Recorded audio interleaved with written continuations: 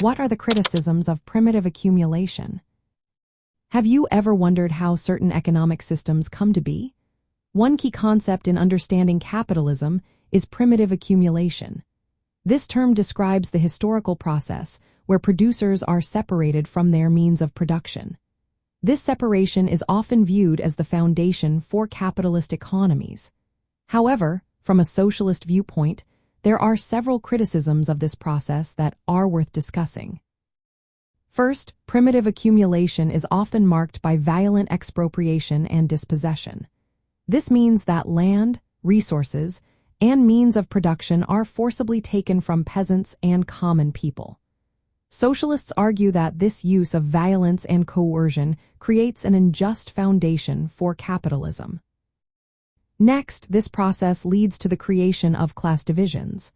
When producers lose access to their means of production, they become wage laborers. This means they must sell their labor to survive. Socialists see this as a root cause of class inequality and economic exploitation. Another criticism focuses on the extraction of surplus from the working class.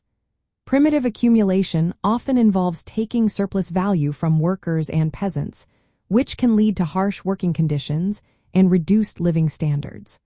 Socialists argue that this exploitation is not only morally wrong but also economically unsustainable. The role of the state in enforcing capitalist interests is also a major concern. Often, the state supports primitive accumulation through laws and policies that favor capitalists over workers. Socialists believe this complicity perpetuates oppression and hinders true economic democracy. Interestingly, critics point out that even in socialist states, forms of primitive accumulation can still occur. For example, forced collectivization and the extraction of surplus from peasants to fund industrialization can happen. This suggests that without fundamentally changing ownership and control of production, exploitation can continue under different names. Moreover, primitive accumulation often neglects the autonomy of peasants and workers. It forcibly integrates them into capitalist or state-controlled economies, disregarding their traditional livelihoods.